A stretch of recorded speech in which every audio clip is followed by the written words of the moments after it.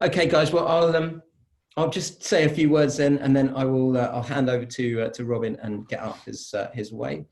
So I'll just get my screen. So just want to say a few words then about the LJC and about us for those of you who are tuning in for your first event or indeed watching this back at a later point. So the LJC, the London Java community, it's a 13-year-old community in London. We've got now 7,500 members and we've had over 600 events. More important than the numbers though in the LJC is we really try to maintain these true community values around mentoring and learning and really trying to give people opportunities. Most of the speakers that we have are homegrown LJC speakers, and we really do try and encourage as much of that as possible.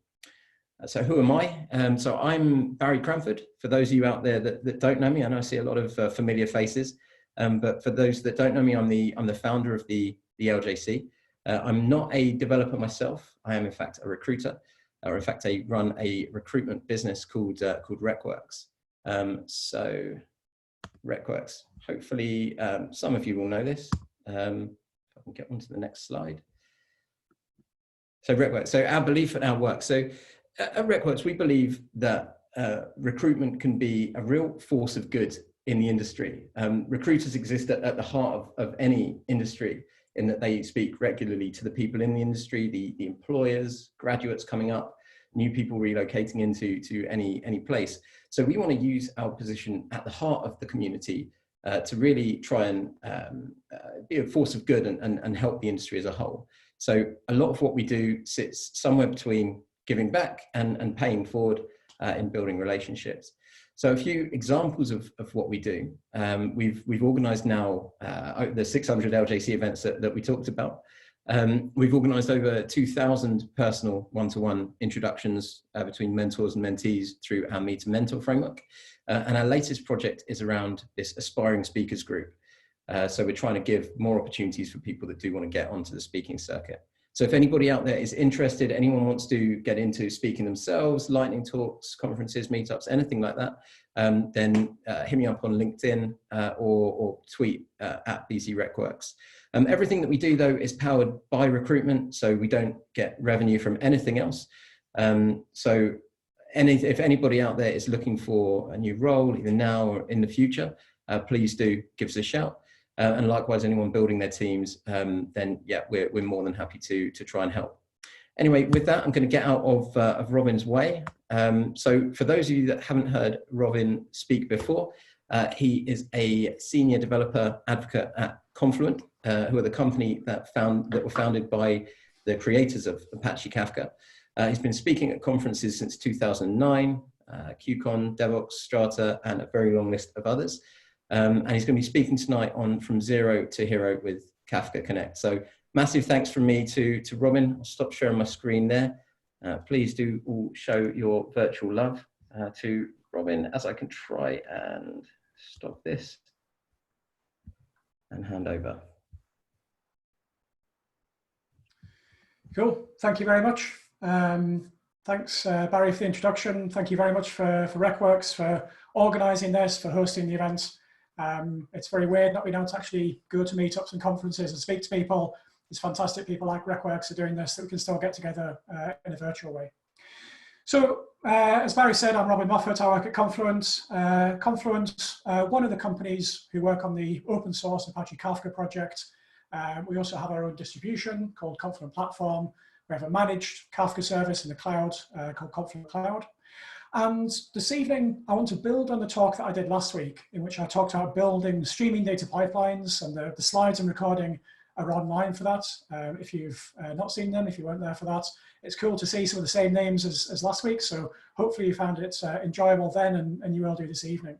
And this evening, I want to build on the idea that I showed you last week of these streaming data pipelines and dig into one of the pieces that I showed you before called Kafka Connect. So before we can really get into it, a bit of housekeeping just to address the kind of questions that people always have at these things. Yes, there are slides that are online now, so you don't even have to listen to me talk. You could just go and look at the slides.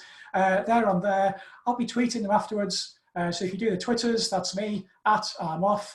I'll also put them out through any other channels that I can find, but you'll find the slides online for this. The recording will be online soon as well. Again, I'll link to it from the same page on that website there. Questions, I'll do kind of like periodically throughout. We'll have time at the end. I sometimes get my throat dries up, so it's a useful chance to kind of like have a little sip of a drink, sometimes do some questions as we go through. We'll just kind of see how it goes. Put your cameras on if you like. It's always fun being able to actually see people. If you feel comfortable doing so, don't if you don't want to. That's absolutely fine by me. So, Kafka Connect. What is Kafka Connect? Kafka Connect is part of Apache Kafka. It's the integration API for Apache Kafka. So if you're using Apache Kafka, you already have Kafka Connect. And Kafka Connect is this very, very powerful framework as part of Apache Kafka that lets you do streaming integration. So it lets you stream data from systems upstream into Kafka, or to take data from Kafka and push it to systems downstream. So you can use it for building kind of end-to-end pipelines. So I've got some data, it's sat in a database. I want to stream it into Kafka, use Kafka for my for buffering and scalability and resilience and so on. And then I would like to stream it down to Elasticsearch or to Mongo or to wherever else I want to put that data. So you can build these very low latency scalable pipelines using Kafka Connect. You can also use Kafka Connect as a way of getting data into Kafka to drive your applications that you're writing against Kafka as consumers, or to take data that your applications are producing into Kafka and to stream it down to wherever else you want to write that data. Using Kafka Connect is kind of simple. You just write some JSON configuration. Now, it's kind of simple. You'll notice I kind of like hesitated and put a caveat that it's kind of simple. And this talk was born out of my experience helping people using Kafka Connect and seeing the same kind of questions or puzzlements coming up time and time again. So what this talk is a real examination of all the things that you really need to know or have an awareness of to get the very best out of Kafka Connect. Now, Kafka Connect is very, very powerful, and it absolutely is the right thing to use if you're wanting to do integration between Kafka and other systems. It should be your default go-to, and sometimes you say, oh, well, for whatever reason, it doesn't quite fit, but most of the time it will. The reason for that is that it's designed to do integration. It's designed to do so natively with Apache Kafka and to do so in a very scalable and fault-tolerant way. So as we go through this, we're going to see how it does really useful things like managing scalability, managing fault tolerance, managing things like the schemas in your data and the data conversion, and all these little things that if you actually sit and think about what's involved in getting data into Kafka or out of Kafka actually isn't necessarily as simple as you think. So you might think, oh, well, I'll knock up a bit of code to kind of like pull this data in from this place here and stream it into Kafka, job done.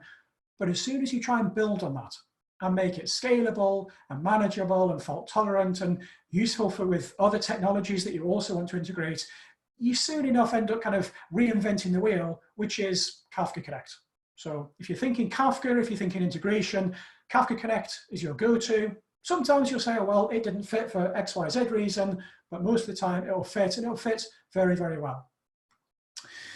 The kind of things that people use Kafka Connect for, like I showed you last week, building streaming data pipelines, taking data from one place, ingesting it in a very low latency scalable manner into Kafka, and from there pushing it down or up into somewhere like S3, or indeed down to somewhere like HDFS. You'll notice here we've got the data coming into Kafka once, and we're using it twice, because Kafka stores data. When we stream data into Kafka, it's stored, it's persisted in Kafka for as long as we tell Kafka to keep it. So we can say, well, we're going to stream order information into Kafka, and we're going to keep the last 20 years worth of order information. And that means that we've got that data in Kafka, so we can stream a kind of like a near real-time feed of it into one place. We can also say, oh, that order information that we've got, we'd also like to put it over here, because we've got a new requirement to satisfy, or we want to try out an alternative to an existing solution. So we can hook up to Kafka and say, well, let's take that data and stream it somewhere else. You can also use Kafka Connect as a way of integrating between your applications that you're developing and data stores. So perhaps your application wants to write some data to a data store. we've got something happens in our application and we want to write an audit trail. So we say we're going to push that down to maybe a NoSQL store. So your first option is, within my application, I now take on responsibility for connecting to that data store and handling, writing that data down, and what happens if it doesn't commit and so on, and what happens if the data store is not available, and I have to buffer that information, and all these kind of things, which your application doesn't necessarily want to be doing, right? What's that really got to do with you? All of that logic of taking data from one place and pushing it to another. So your application says, well, I'm writing the data to Kafka anyway, because my application integrates with Kafka. So we'll take that data, we'll push it to a Kafka topic, and then we're done. We're good. And Kafka's fault tolerant and scalable, so we know it's going to be always available for us.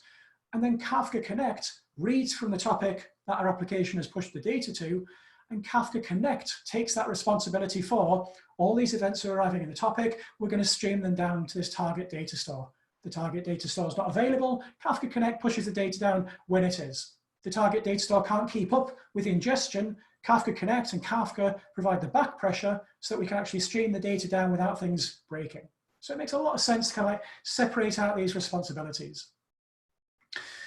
We can also use Kafka Connect as a way of evolving from writing data down to one place and using it in another. So if you imagine you've got an existing application in your system, and it's maybe like the big hairy monolith that everyone wants to kind of like chip away and break up at, and our existing system writes down to a database. That's just how it works. We've got our system and stuff happens and it writes it to a database. Well, we can use Kafka Connect to integrate with that database, to integrate with the database's transaction log, so a very, very low level integration, and stream all of the events that happen from our application written to the database. It can stream those into Kafka. So what we then have is our existing application, completely untouched, keeps on doing all of its things, whatever that application does, but everything that application does is now available in a Kafka topic, which means we can now build new applications. We can say, well, this new application here, it's going to subscribe to that topic in Kafka, and now it knows and it gets an event every time something happens upstream. So maybe we've got an EPOS system that's writing stuff into the database, a custom was created, an order was placed, an order was shipped, all of these kind of things. Well, we can take all of those and translate them into events in Kafka by using change data capture out of the database.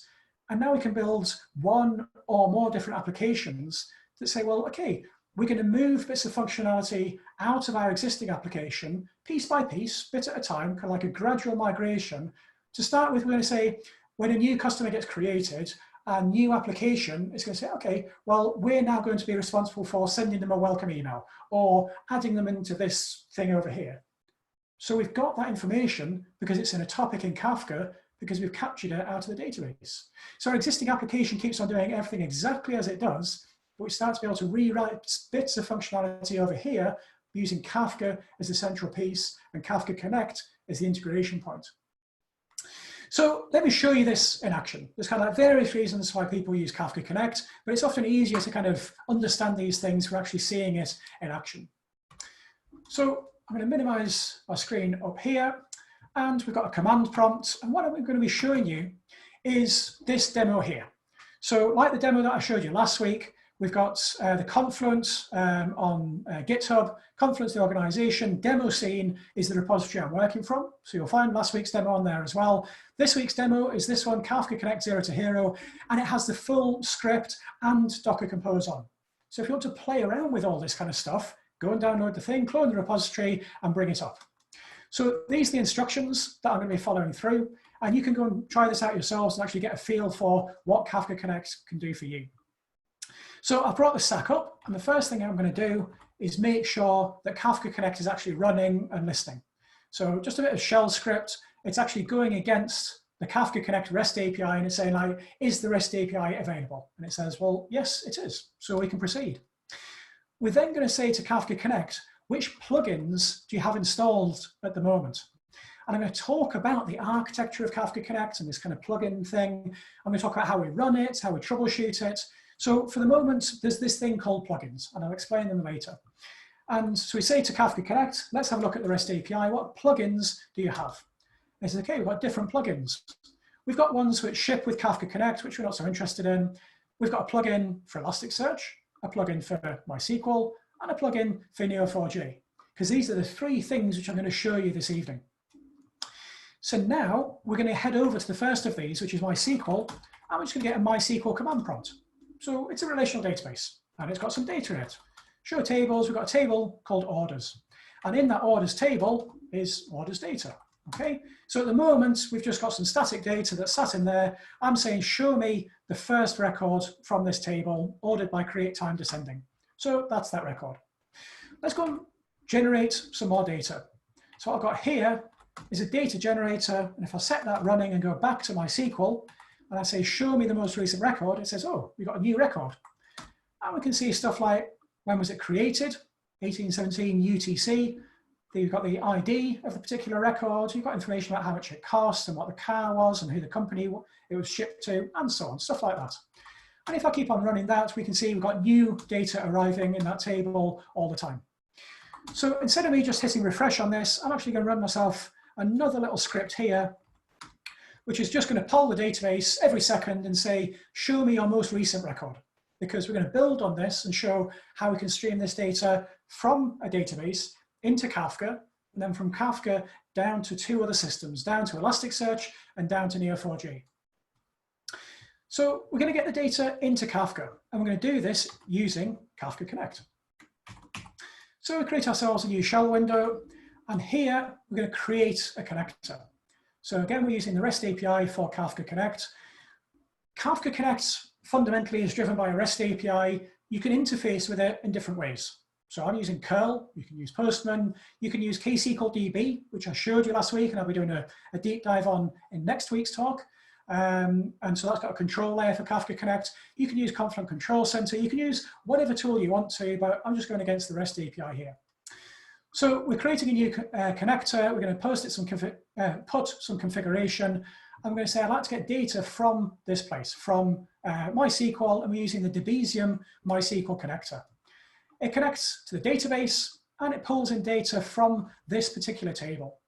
So Debezium is one of the plugins that we've installed for Kafka Connect, and Debezium uses the MySQL bin log, in this case, to take every single event against that table and stream it into a Kafka topic. Not only does it do that, but it also takes a snapshot of the table first. It does a little kind of quiescence, so it makes sure that it's got a snapshot that's then going to be consistent with every subsequent event that comes through. So I'm going to go and create that. It says we've created that. And then I'm going to run this little thing here, which again, we're going to use the REST API. And we're simply going to say to Kafka Connect, what's the status of the connectors that are running? And then we can like parse it and put it through JQ and stuff to get a nice little output like this, which says we've got a source connector, it's called this, and the connector is running, and the tasks within it are running. Later, I'm going to talk about this idea of a logical connector instance and physical task executions within it. But for now, all we need to know for the demo is both of these are running, which is great. Otherwise, it wouldn't be working. So now we can actually go to back to Kafka itself and say, here's my SQL, here's my data that keeps on updating. And on the right-hand side of the screen, we're going to say, let's have a look at the data that's actually in the Kafka topic. So left-hand side of the screen, MySQL, continually updating, showing us the latest data in that table every second. Right-hand side of the screen, we've got data that's coming from this particular topic here. I'm using Kafka Cat. So if you're using Kafka, if you're not using Kafka and you want to learn Kafka, Kafka Cat is a fantastic tool. It's described as like the netcat for Kafka. So if you're familiar with NC, with netcat, Kafka Cat is a similar idea. It's a producer, it's a consumer. You can also look at the metadata for the brokers. It's fantastically powerful. So here we're saying, here's my Kafka broker. We've serialized the data to Avro. Again, I'll talk about serialization later on, but we're going to deserialize the Avro. We're going to read it from this particular topic here. And we're going to be a consumer, read the last 10 records and pipe it through JQ just to show the order ID and the timestamp. Because over here, we've got the ID and we've got the timestamp, and we're going to compare these side by side. So if I just pause this, we can see we've got 967 there, create timestamp there. Order ID 986 has already moved on, create timestamp 1821. If I let that resume and we watch these figures here, so the 900s about to be thousands, they're basically in sync with what's happening in the database. with a bit of latency because this is only updating every second, but it's basically as something happens in the database, it updates in Kafka. So this is useful. We have a topic in Kafka that has a full snapshot of our database table plus every subsequent change. Now, my data generator, it's just running inserts, but if it was running updates or deletes, we would also get that in our Kafka topic. And our Kafka topic, let me remind you, I've just taken a subset of it with this JQ statement here. If I were to take that bit out, let's go down here and just say, just show me the full record. You'll see every time we get a message through from the database, you get the full, whoops, let's do that. You get the full payload. So I was just showing you a subset of it, but you actually get the full payload each time. And you can set it up with the Debezium connector so that if you have an update in the database or a delete, you can actually get the before and after records. So you can work out, well, what was my delta, or something's been deleted, well, what was it that was deleted? So it's fantastically powerful using this change data capture. I'll put a link in the slides that I share on that talks.armoff.net. And there's a link to a talk called No More Silos, Integrating Databases with Kafka. And this goes into the nitty gritty of change data capture of log-based CDC, which is what Debezium's doing, versus query-based CDC, which is what one of the connectors called the JDBC source connector does, where we query the database to try and work out what's changed. And there's pros and cons to each, but CDC is one of the very common things that people use Kafka Connect for getting data from a database as it changes into Kafka. Because a lot of the time we can't interface with a producing application directly. It's a black box, or it's something that we just don't want to go and muck around with because it's working just fine. So instead we say, well, that thing, it's writing data to a database. Those events are happening, and we can scrape those out of the database in near real time into a Kafka topic. And then we have a live stream of events generated by that application. So it's really, really powerful. So what are we going to do with these events? Well, let me just rerun that again so we can see them ticking by. In our case, we're simply going to stream them down to different places. But at this point, we could write a service which subscribes to that topic and gets a notification every time an order is placed. And now our application has got access to all of that information being written into the database over here, which is kind of useful. So let's take that data and let's go and stream it into Elasticsearch. So again, we're going to create ourselves a Kafka Connect configuration. So here's our configuration. It's a bit shorter this time. There are fewer things to specify. So again, we're going to put the configuration for our connector. The connector name is just a label. You can call it what you want. We say we're going to use the Elasticsearch sync connector. We're going to send data from this topic here, which is the one we just populated. We're going to send it down to Elasticsearch here. And that's kind of it. There's a couple of other things just to do with how we write it down there. And it's created that, and we can say, well, let's have a look at the status of the connectors. And it says, okay, you've got a source connector here, which is the one we had already, and you've got a sync connector here. And that one's running, and that one's going to Elasticsearch. Good stuff. So we're going to run a little snippet, which will help us with Kibana in a moment. That's not kind of so relevant. And then we're going to create a second connector. Let's clear the screen and see what that looks like. Again, we're creating a new sync. We're going to put the configuration for one called Neo4j sync. We're using the Neo4j sync connector. So each of these connector classes here refer to a plugin that someone has written to interface with a specific technology. So it's Neo4j connector. The data is coming from the same topic, but now here's a bunch of stuff to do in Neo4j. Where's my server at? If you're familiar with Neo4j, you know there's this thing called Cypher, which is how we model our queries and our data manipulation. So here we're describing how do we take that payload of data that we've got from the database and how do we format it into something that's useful that Neo4j can model and understand. So that's what this bit is here. But each connector that we create has got its own specific configuration elements that it needs to do with the technology with which we're integrating. Okay, so we've created that. Now we're just going to check that that's running as well. So we've now got two sync connectors, both of which are running, and we've got a source connector, which is also running. So far, this is going very well. So we can go and have a look at Elasticsearch, and we can say, well, show me the data that's coming into this topic. Sorry, into this index. So left-hand side, database, original data being created. Right-hand side at the top, the Kafka topic, updating, showing us the records as they arrive on the topic. Bottom right-hand side, we're going to query Elasticsearch directly and say, show me the last 5 records. It says here are the last 5 records. Again, we're just picking out the ID and the timestamp. So we can see here, there's the ID 1593, 1593. If we query this again, we'll see there 1590. Okay, 1593 is been and gone. But we've got a real-time feed from the database into Kafka, into Elasticsearch. And we can take it a step further. We can say, well, let's go and have a look at that data in Kibana to go and integrate it with Elasticsearch. Let's go and have a look at that data sat in Neo4j. And you can actually see who's got the fastest front end, which one's going to load up first. And we can see Neo4j just about wins the battle. So we'll have a look at that one first. The reason I'm sending it down to 2 different places is that we want to do different things with the data. We might want to do some real-time analysis, some kind of like dashboarding on the data to put in front of an ops team. What orders are getting created at the moment? Well, we can see that, and we'll see that in Kibana in just a moment. We might also want to look at the relationships between the data and say, well, we've got these orders, and orders are placed by people, and people live in certain places, and they buy cars of a certain type, and what's the relationship between those? And something like a graph database is fantastic for looking at those kind of things. A graph database is also fantastic for doing a nice demo, which kind of looks cool. So that's also another cheaty reason why I use Neo4j here.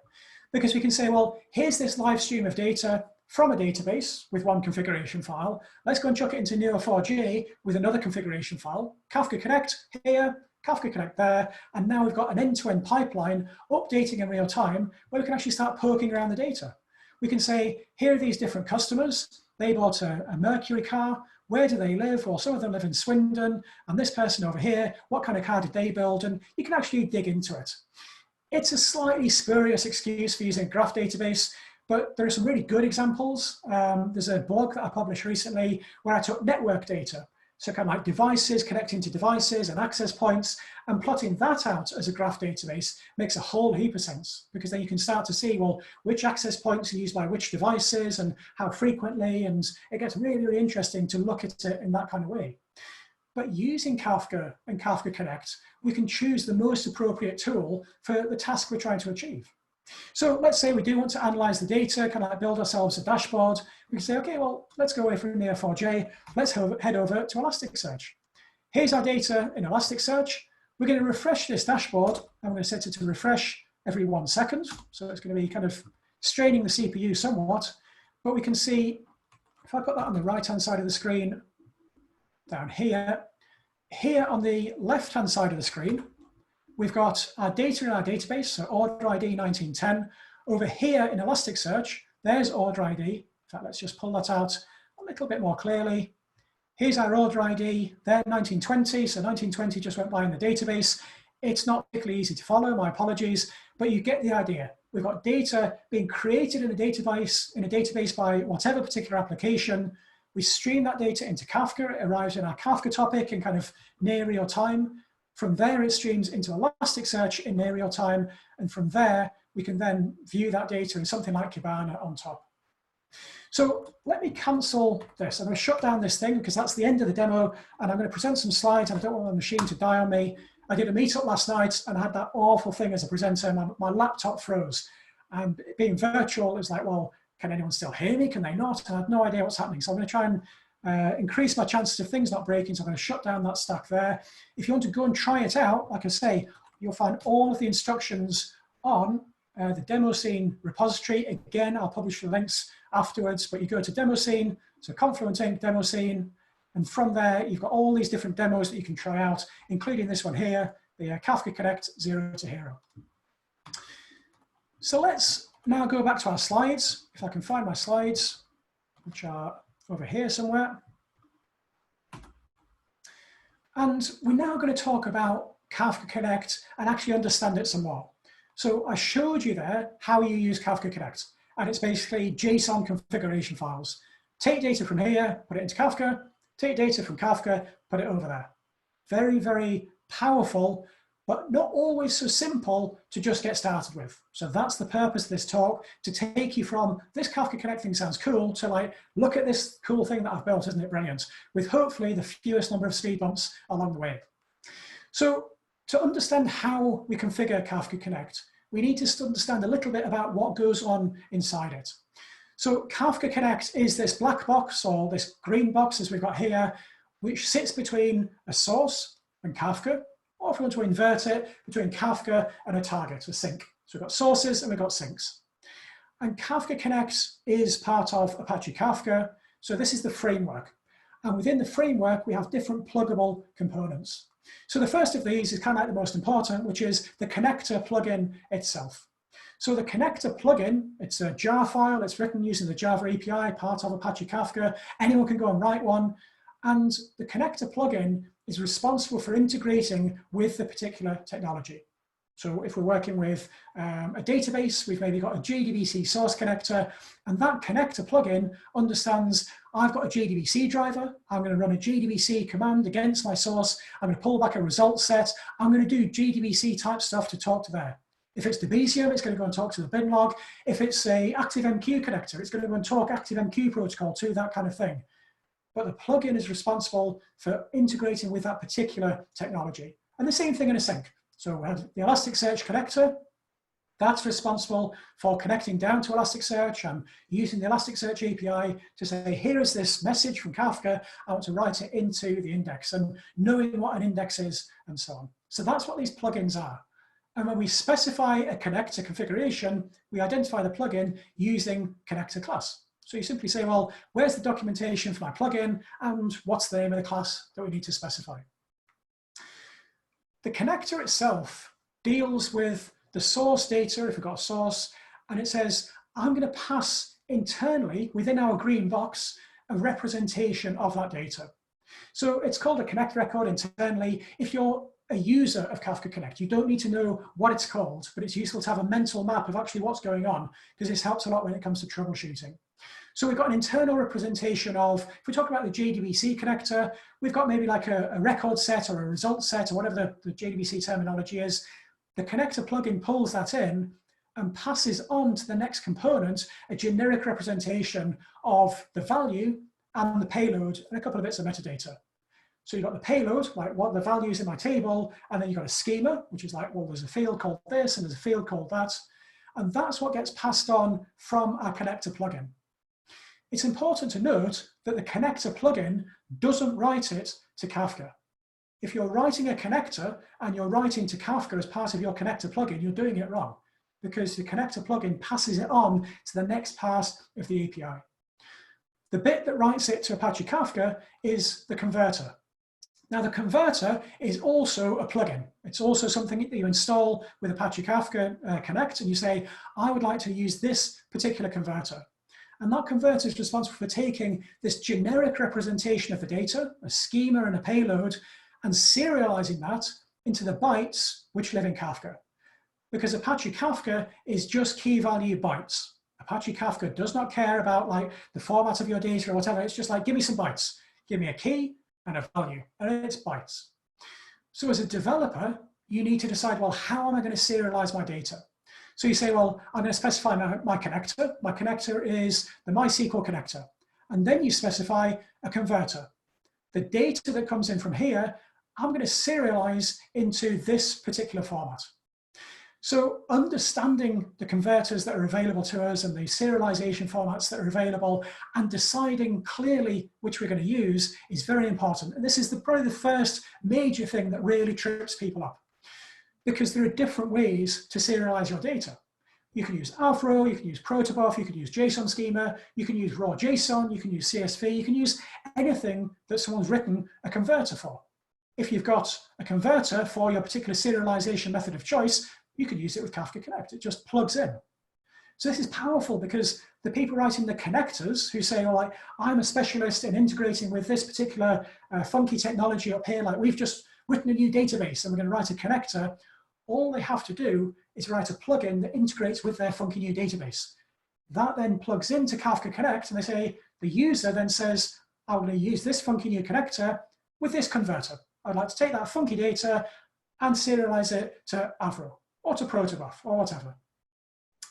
There are very, very strong reasons for using something, a serialization method with good support for explicit schema declarations.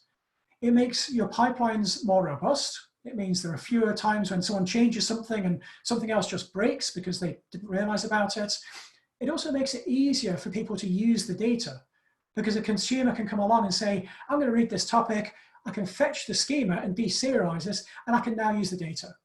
So something like Avro, and actually now Protobuf, I need to update this slide, also JSON schemas, all three of these are supported first class within Confluent Platform, within Kafka Connect, with the Confluent schema registry.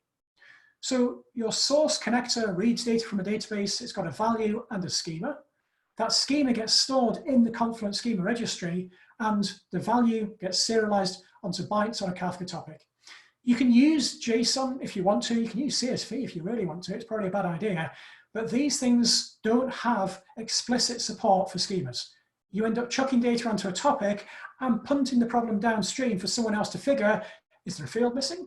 What's the data type? I'm not quite sure. I guess I'll have to phone up the person who produced that data. And now all the lovely kind of loose coupling that Kafka gives us, we start to kind of like gradually couple these things back together, because we end up with teams phoning other teams or developers phoning other developers saying, can you send me the schema for this? Or have you checked the latest thing into GitHub because I need to pull down the schema for that? And it's a very ad hoc and messy way of doing things. Using the schema registry is a very, very good idea. So the way it works, oh, there we go. I did update the slide. I forgot about the build step. Protobuf's also in Confluent Schema Registry. But the way it works is you have data coming into Kafka. In this case, we're talking about Kafka Connect, but it could be any producing application for Apache Kafka.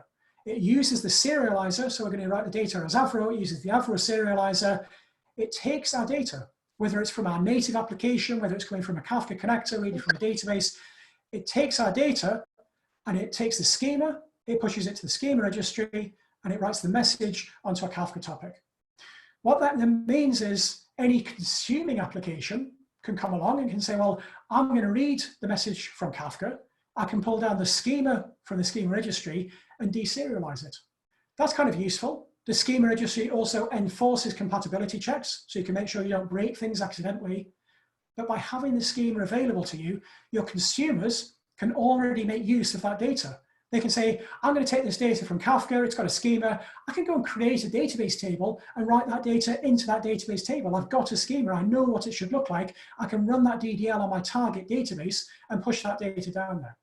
If you're not using schemas, if you're just like doing something daft like chucking CSV around, or if you're just using JSON without kind of like any support for schemas in it, things just become more difficult. Some people decide to, but if you're just deciding to use JSON because you can't figure out Avro, please take a moment to figure it out, because it is well worth it in the long run. And there are plenty of cases where people have had to kind of like spend a bit of time 6 months down the line fixing that technical debt, because actually schemas turned out to be a good idea, and it is kind of worth figuring it out. So the way you specify your your converters, I usually kind of like make that mistake earlier in the talk, the converters, connectors, whatevers. So the way you specify your converters is you specify it in the worker, and we'll talk about workers later on, but you can specify it as a global default. You can also specify it when you create your particular connector. So you can say, well, globally, we've defaulted to using Avro. For this particular connector here, I would like to override it. I would like to change how we store the values. I would like to change how we store the keys, and you can override each of those, because you don't always use the same serialization. You may say, for my values, I'm going to serialize as Avro. That's kind of a good idea. For my keys, I'm just going to stick with string serializer or something like that, because it's not always necessary to use the kind of full-blown Avro serialization. But how you specify it is hugely important. Now, one of the things that also catches people out around these converters is this business of internal converters. And these were deprecated relatively a long time ago. They were deprecated in Kafka 2.0. But when you're on Stack Overflow, when you're bashing away against Google, trying to figure out, like, just give me some valid config so I can try this thing out, you'll see increasing numbers of kind of like different permutations of specifying converters. So you'll specify your value converter, and then you'll specify your internal value converter, which is what you used to have to do. And then people say, well, my key internal value converter, or my value internal value converter, or my key internal value converter, I just want this kind of thing to work, and I'm just going to specify more and more converters until I can figure it out. You don't need to do that. All you actually need to specify is your value converter and your key converter. The internal converters, they're deprecated, and anything else you can find on Stack Overflow, ignore that kind of stuff. Just specify a key converter and a value converter. The other piece within this box, we've got our connector plugins that we talked about. We've got our converters, which we've just talked about. The other thing that sits between those two is optional, and it's called a single message transform, or single message transforms if you want to use more than one of them. And as the name suggests, it lets you transform single messages. So as each message passes through the pipeline, so from a source connector passing through from here, we can transform it, we could drop a field, we could rename the topic, we could do stuff like that before it passes to the converter for serialization into Kafka. For a sync connector, we would say, well, the data comes from Kafka, it gets deserialized, and then from there, the deserialized message, we can apply some transformations, drop a field, change a data type, and so on. But for our connector, pushes it down to our target system. So these transforms are very, very useful because they let you do the kind of things that you probably end up writing an application to do otherwise. The way you configure them isn't particularly intuitive at first. So let's have a look at it. So we've got our Kafka Connect JSON configuration, and we say we're going to specify some transformations. So we've got a transforms prefix here. We specify the transforms, and then we give each one a label. So the label has got, it's just a label. So it could be something sensible, like add the date into the topic. It could be something silly, like label foobar, which is particularly unhelpful. But those labels then form the next part of the configuration. So we say for the transforms, we've got a transformation called add date to topic. Then we say each transformation has got a type.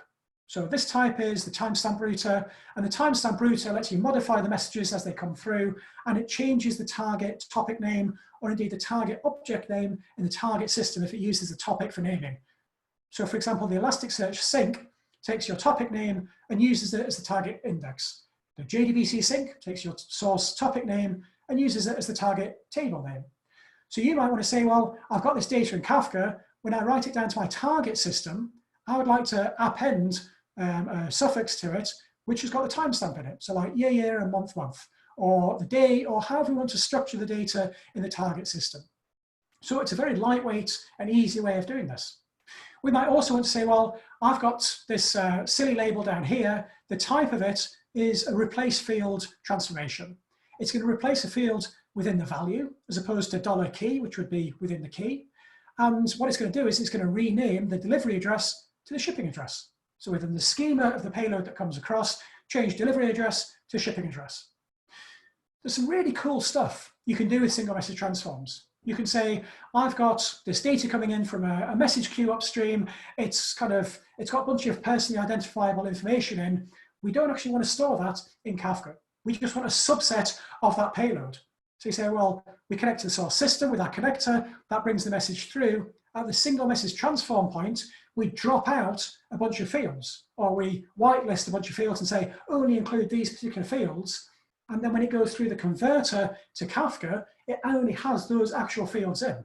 So the data that we don't actually want in Kafka never even lands in Kafka. So it's really useful.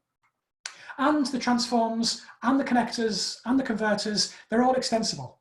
So there's a ton of existing plugins for these different pieces, but you can go and write your own. You can go to the Kafka documentation, you've got the Java docs, you can write your own connector. You can write your own single message transform, you can write your own converter. And you can go and find a ton of these on Confluent Hub. So you can go and kind of scroll around GitHub and see if you can find stuff there. But we've collected a huge number of these together into Confluent Hub. There's ones of varying different licenses. There's open source, there's proprietary, there's different sorts of licenses.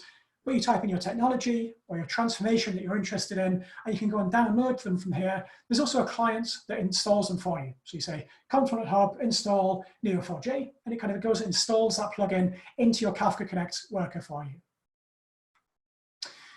So I just said Kafka Connect worker, and I've mentioned workers already before. So let's talk about what workers actually are and how we go about running Kafka Connect. So we've talked so far about how you configure it, understanding this kind of pipeline thing, and you specify a plugin for your connector, you specify how do I want to serialize the data, or an important point, if you're writing a sync connector, how is the data serialized?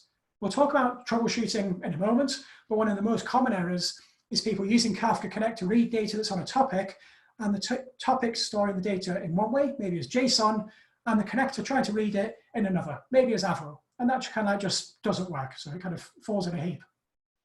But when you're setting up your pipeline, setting up your configuration, think about how you're going to serialize it or understand how it is already serialized. But when it comes to running it, there's a useful runtime model to have in your head to understand how it actually executes the work. So we have a logical concept of a connector. So the terminology is somewhat ambiguous. You have a plugin, which is called a connector, so a connector plugin. Like the Elasticsearch Sync connector is a jar that's installed on my machine, and that's the connector plugin. And then I go and create an Elasticsearch connector, which is my logical instantiation with some configuration. And I can have multiple logical connectors for Elasticsearch for different topics and different setups. They don't use the same connector plugin.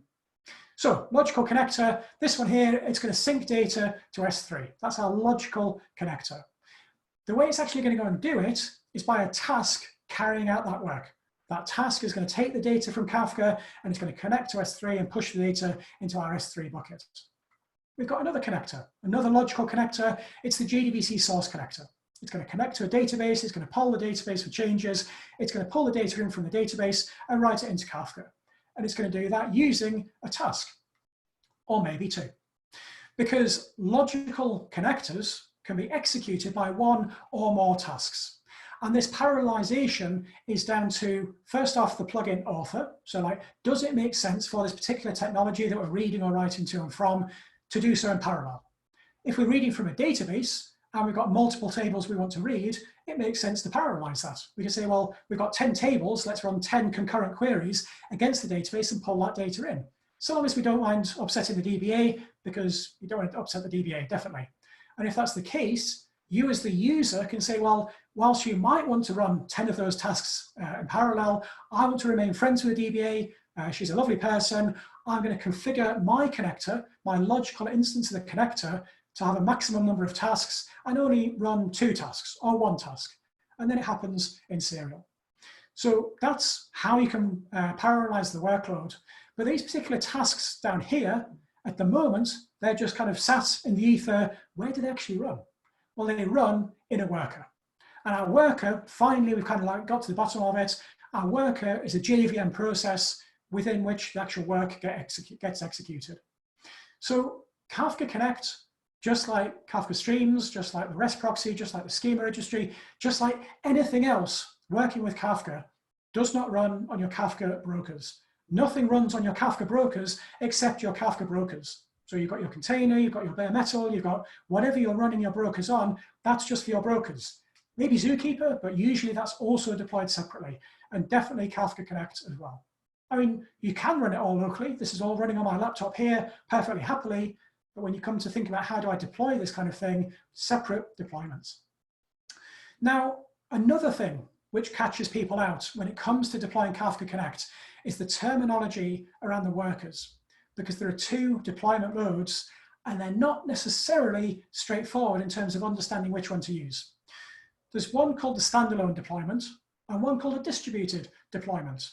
And the mistake that a lot of people understandably make is saying, well, I'm just starting out with Kafka Connect and I just want to try this kind of thing out, and standalone sounds like the obvious option to use because it's just like a standalone little test.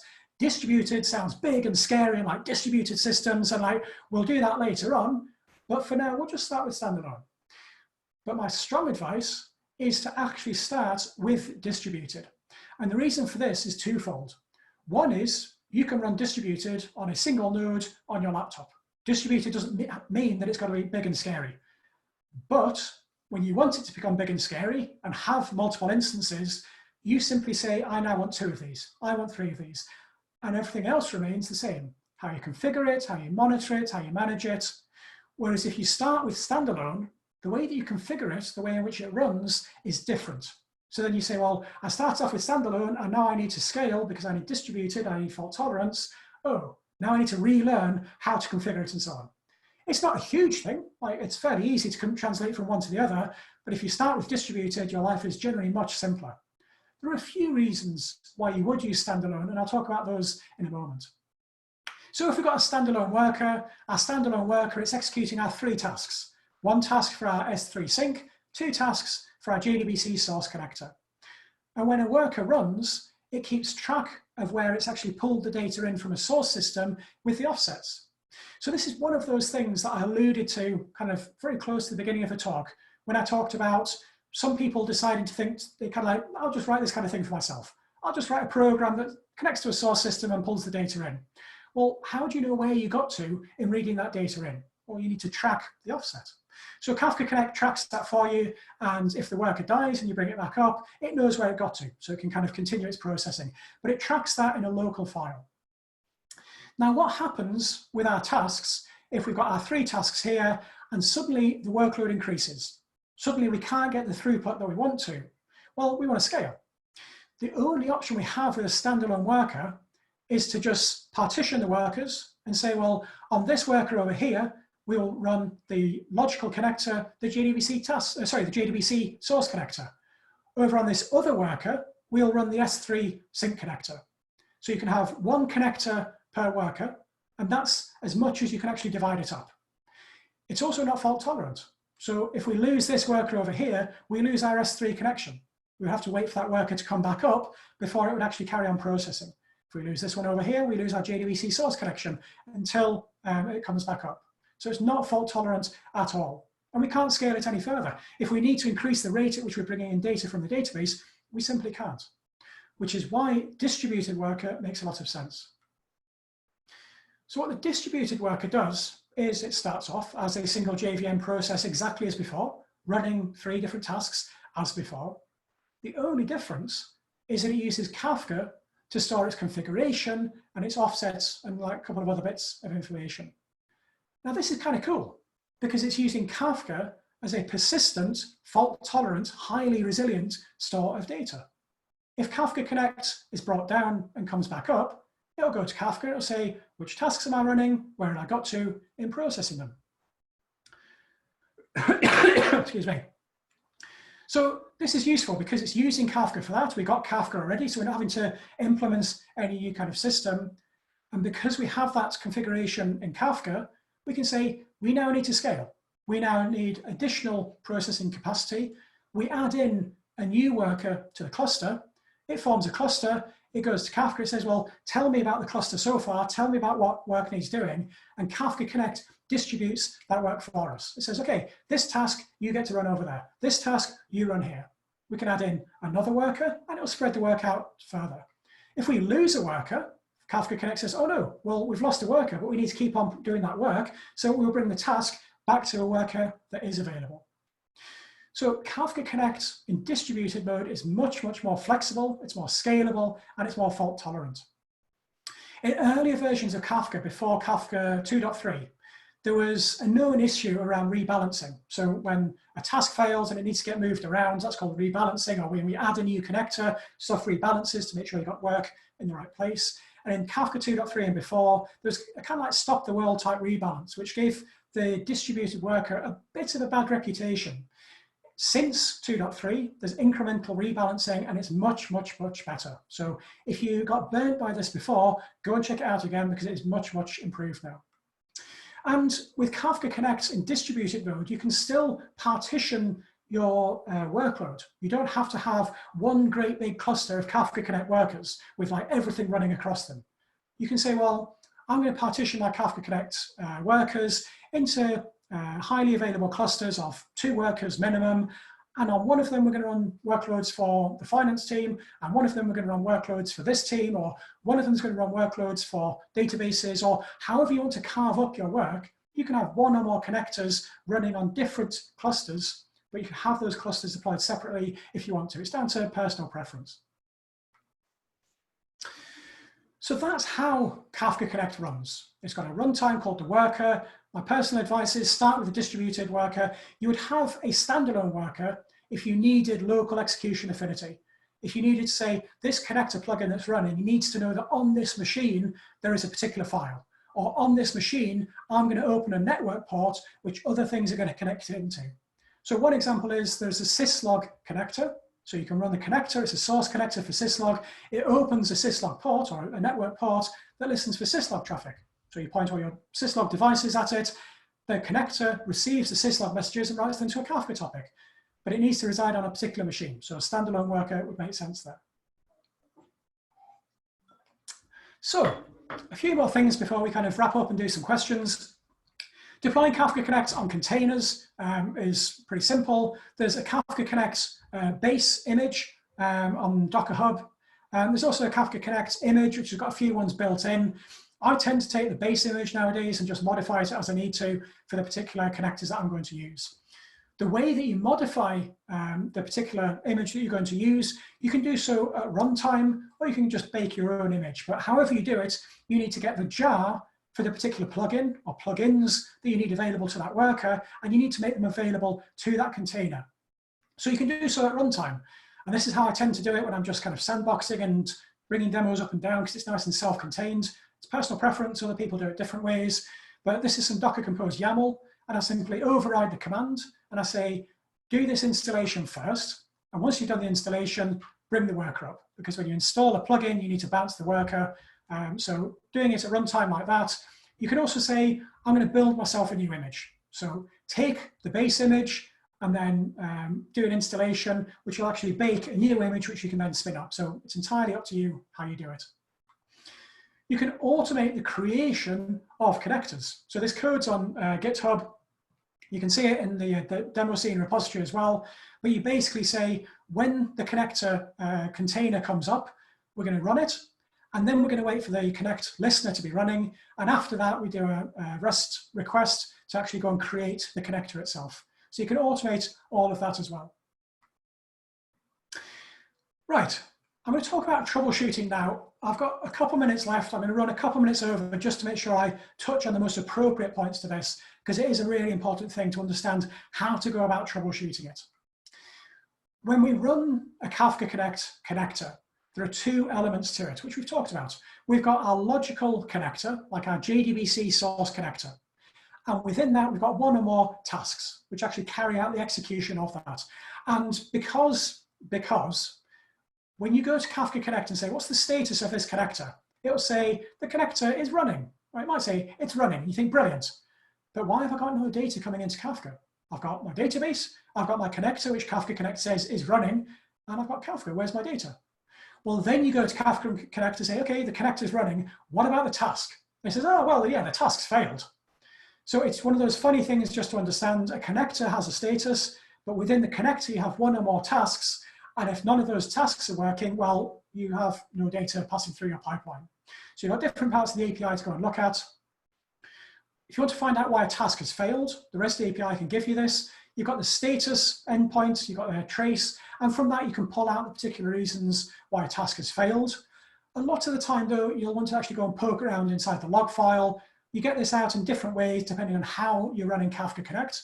So if you're using Confluent CLI, you can say Confluent local log connect.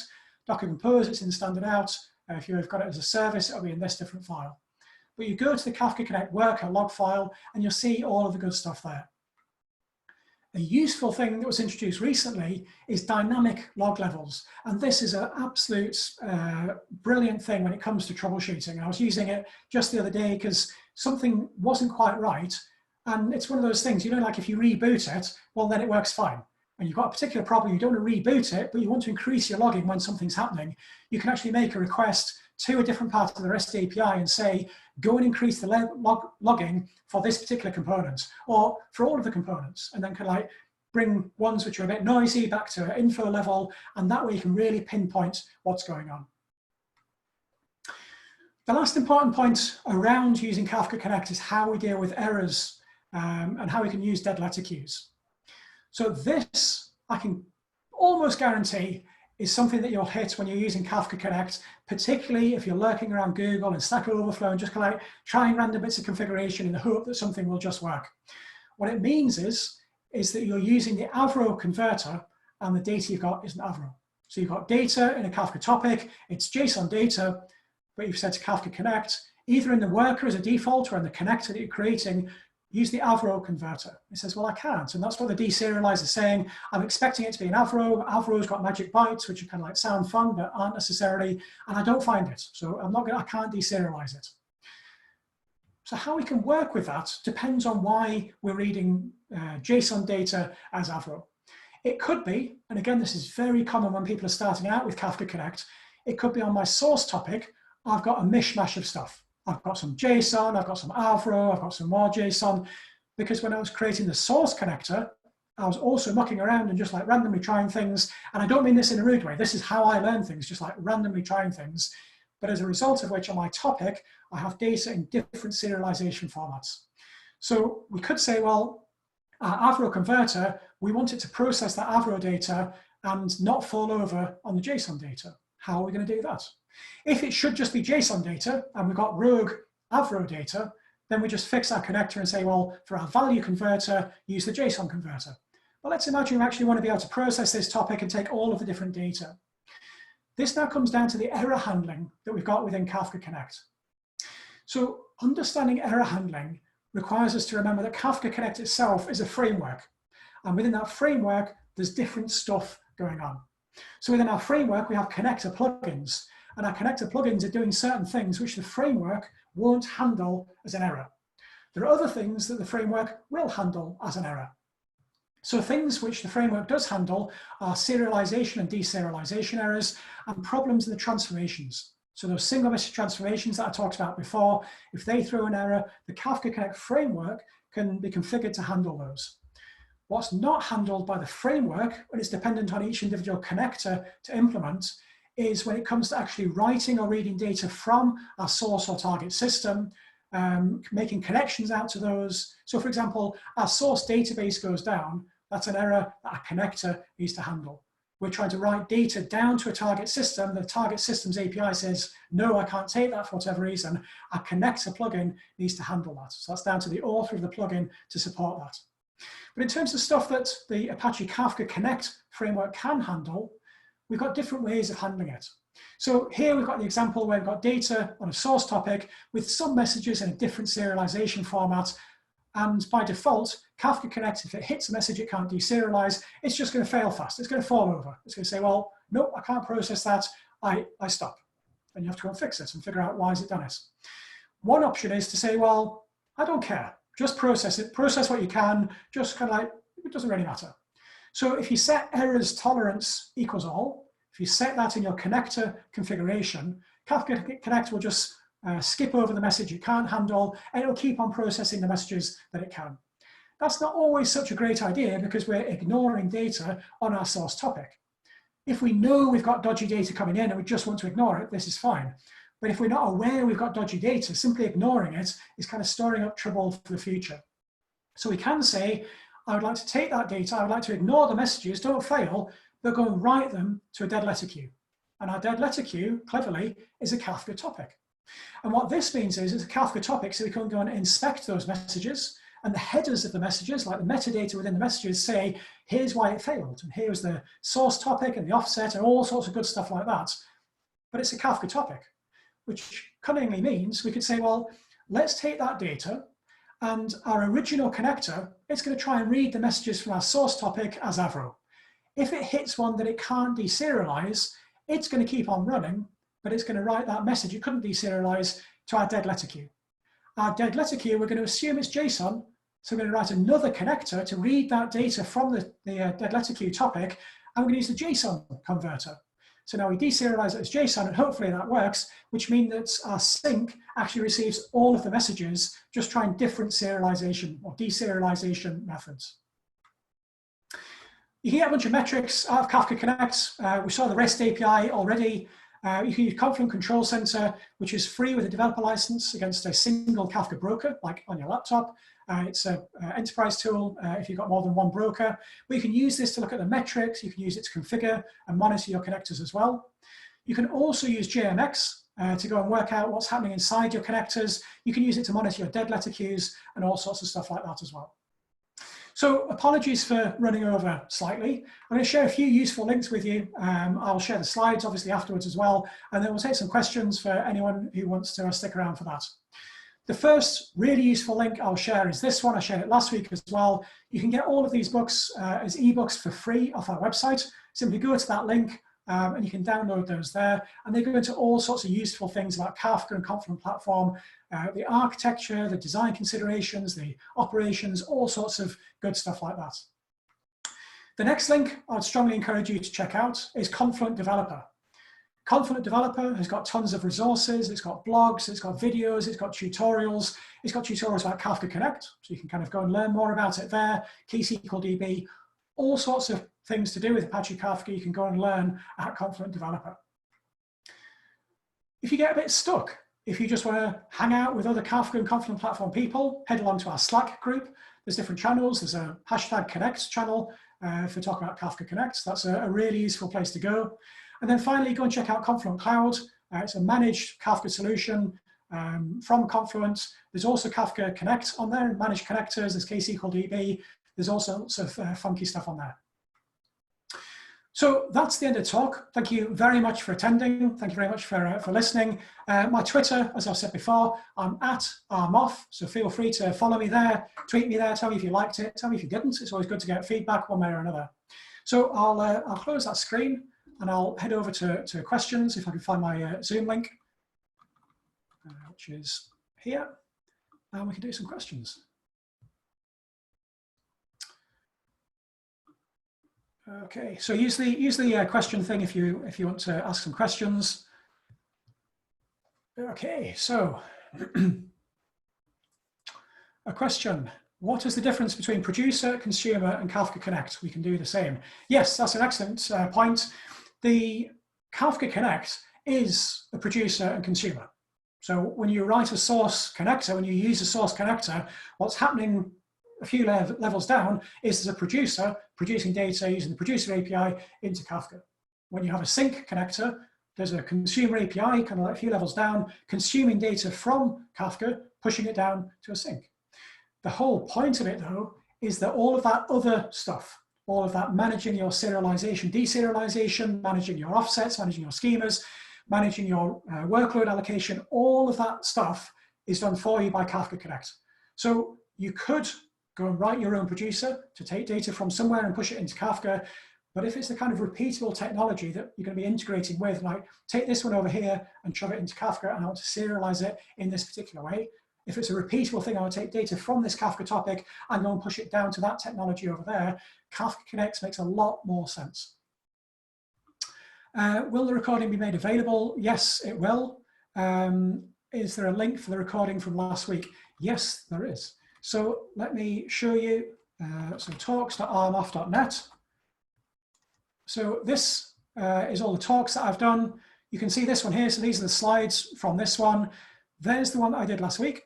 Okay, and if you scroll down, there's the video from the one last week. So as and when the video gets published for this week's, I'll add it to this same thing. So talks.rmoff.net. There's also a ton of other stuff on there. So stuff like playing around with the network rail API, getting data out of there, building stuff with it. There's also a bunch of useful links. So I've mentioned throughout the talk, like there's a link for this, there's a link for that. Down here are those links. So there's the ebooks link. Here's the talk about no more silos. There's also a bunch of video talks that I've done where I've recorded little tutorials on here's how you get data from Kafka to Elasticsearch. And it does a bit of a deep dive on the Elasticsearch sync connector or the JDBC sync connector and different ones like that. So I can say I'm officially a YouTuber, apparently. Apparently I've got 100 subscribers, which I think makes me an official YouTuber. But from there, from your channel, we've got a bunch of different talks. So here's all these different ones that I've done. So Kafka Connect, S3 Sync, and those are another good resource if you want to learn more about Kafka Connect and using it. Okay, what's the use case for a standalone worker? I think it has already been answered. Yes, I did answer it, but the use case is generally where you need execution locality. So you've got a connector that's reading from a network port that's bound to a certain machine, or the traffic is targeted at a certain machine, so you're going to open a network port on a certain machine, or where you're reading a file from a certain machine. So there are different file connectors. Please don't use the file stream connector that comes with Kafka Connect. It's just like an example connector. It's not for production use.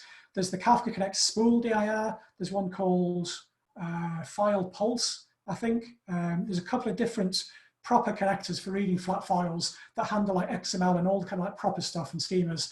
But maybe those would need to run on a standalone worker because they'd be expected to find files locally if you're not mounting them with NFS and stuff. Kafka versus RabbitMQ. I mean, there's various differences. There's various articles of various different bias online. I don't know Rabbit well enough to answer it, so I'm not actually going to go there. Come along to the Confluent Community Slack group, or tweet me on Twitter, and we can start a Twitter thread there about that. It's kind of like different things for different things. Can an application be both a producer and a consumer of the same topic? Yes, I don't see why not. Can Kafka Connect stream changes from Oracle without Golden Gate or polling the Oracle database? So Kafka Connect can stream changes from Oracle without Golden Gate, yes. Without polling the Oracle database, yes. So basically the question is, can you access the Oracle redo log or transaction log using Kafka Connect without paying for Oracle Golden Gate? There are various different commercial tools, like there's Tunity, there's HVR, there's SQData, which use kind of like a transaction log type approach. Debezium have got a connector for Oracle that's in what they call like the incubator. So they're kind of like, they're working on it at the moment. But for like proper low latency, proper transaction log access, you have to fork out for Golden Gate. Because even if you don't fork out for Golden Gate and you want to use the Xstreams API, you have to have the Golden Gate for Big Data license anyway. There's an article, I'm chucking out all the links here. If you go to my blog, armoff.net, there's a blog there about connecting to Oracle. It's mostly up to date. So if we go to here, look for Oracle. This one here, streaming data from Oracle into Kafka. I'll try and remember to put that onto the slides, but that goes into your different options. How can we deal with inner fields and arrays from a source in JSON format? You'll have to clarify what you mean deal with. If you talk about KSQLDB, for example, that can deal with nested structures. Is there any special configuration you need to add in your database in order to be able to use Kafka Connect to stream data out of your database? So if you're using a transaction log approach, so like log-based CDC with Debezium or another similar tool, then you will need to have the appropriate permissions and configuration on your database. So you'll need to have, if you're using MySQL, there's like different roles and stuff that are set up, and they're documented per connector. So Debezium, very, very good documentation. It says, well, if you're using SQL Server, if you're using Postgres, there's different ways to set it up because it's different types of API. Is there any performance impact in your database of using Kafka Connect to stream data out of the commit logs? Yes, because we're kind of like we're talking to the database, but as a broad answer, it's lower level impact than a query-based approach, because a query-based approach is going to the database and it's polling it. It's saying every kind of like second or 5 seconds, have you got any new records matching this predicate? Whereas the transaction log approach is simply reading the transaction log in effect and taking the events off of that. So it's in general a lower latency approach. What are various good options for visualizing streams other than Neo4j? It really does depend why you want to visualize them. For what reason are you visualizing them? If you're doing big ad hoc analytics and slicing and dicing and charting and stuff, I would go and chuck it into S3 or BigQuery and stick Looker or whatever you want on top of it.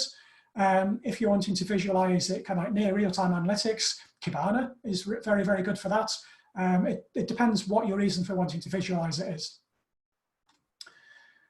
When you source the data from multiple tables, is there a way we could specify a key for each of those tables? Yes, so when you use Debezium, for example, you can say, take the primary key of my source table and set that as the Kafka message key.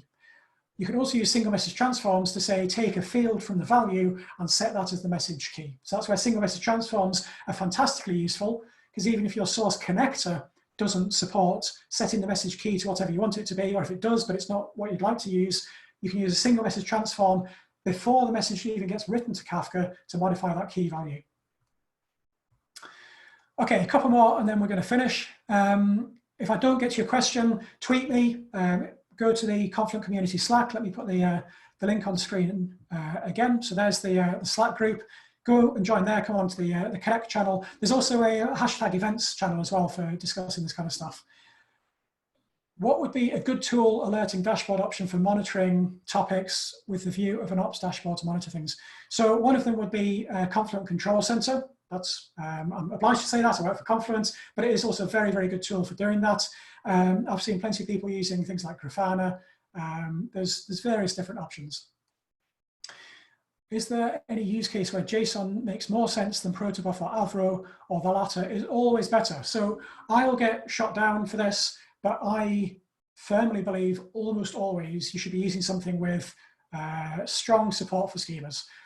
My big problem with just JSON is that it's just a lump of text that we have to make a ton of assumptions about when it comes to reading that data. Like, well, I guess the schema looks like this. I guess the data types are this.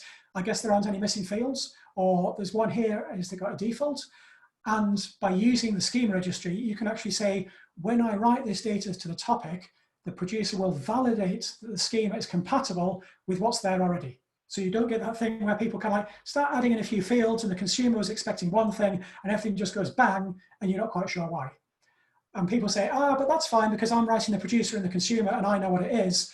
Well, that is fine, except Kafka is one of these systems which just explodes in its usage. Kafka doesn't explode, Kafka is very resilient, but the usage of it just explodes. Because on the first day, someone says, I've got data from this database going to this topic, and I'm going to write my application against it. And I'll just use JSON because I'll just use JSON.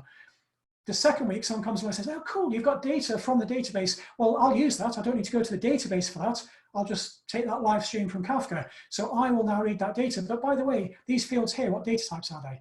And then something else changes. And suddenly you've got like 10 different people using that data.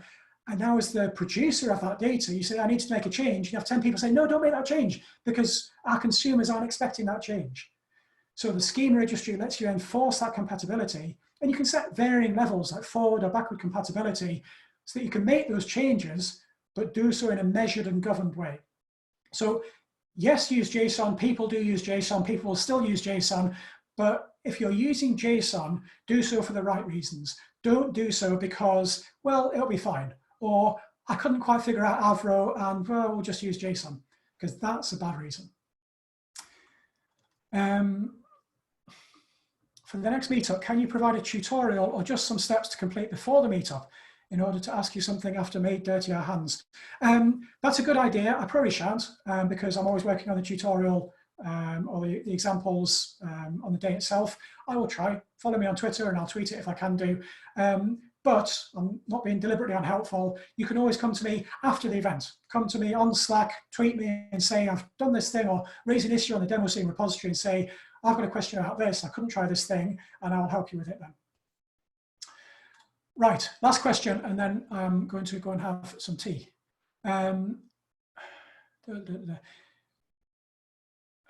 Lots of questions. Okay, I'm done. I need a cup of tea. And something stronger probably. So thank you very much for everyone who dialed in. The slides are online already on talks.armoff.net, and the video will be online soon after that as well. Thank you very much, everyone.